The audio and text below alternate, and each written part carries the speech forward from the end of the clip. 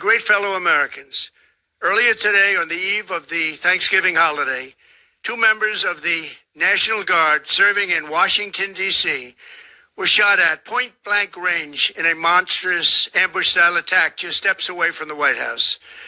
They had been deputized as part of the most successful public safety and national security mission in the history of our nation's capital, the D.C. Safe and Beautiful Task Force, which has achieved an unprecedented reduction in violent crime and crimes of all type.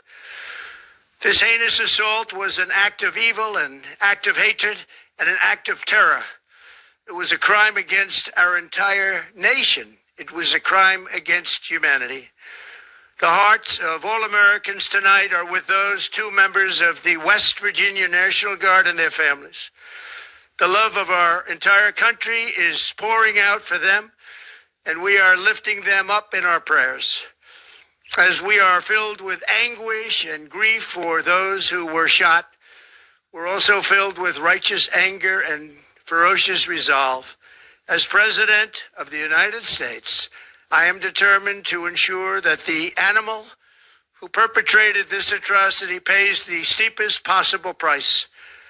I can report tonight that based on the best available information, the Department of Homeland Security is confident that the suspect in custody is a foreigner who entered our country from Afghanistan, a hellhole on earth. He was flown in by the Biden administration in September 2021 on those infamous flights that everybody was talking about. Nobody knew who was coming in. Nobody knew anything about it. His status was extended under legislation signed by President Biden, a disastrous president, the worst in the history of our country.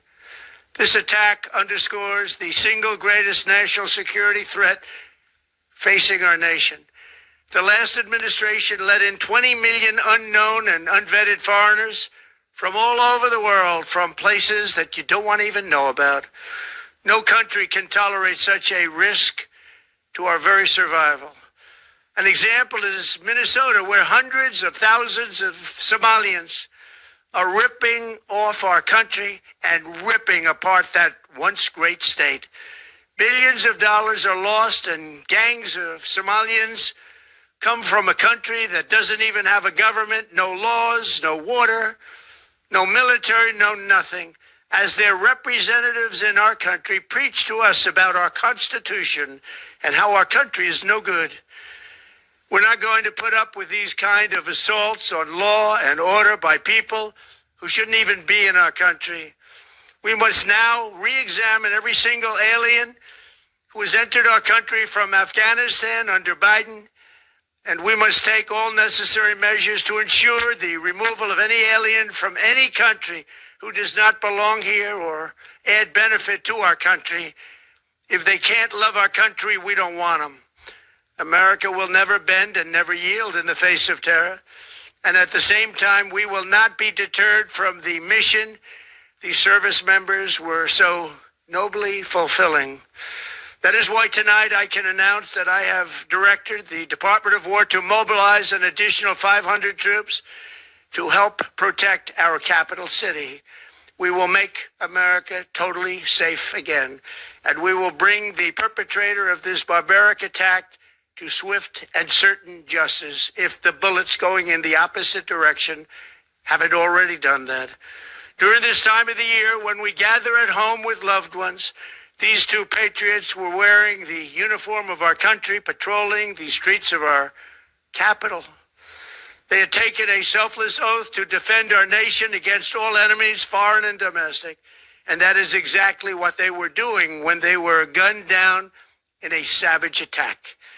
I want to express my extraordinary gratitude to every member of the United States military who is deployed tonight, at home and abroad. I also want to thank the Secret Service and the D.C. Metropolitan Police Department for their work today. This Thanksgiving, I ask every family to say a prayer for the two great heroes who were so horribly shot, and for their loved ones. Please say a prayer. May God bless them and comfort them, and may God bless and protect the United States of America. Thank you and good night.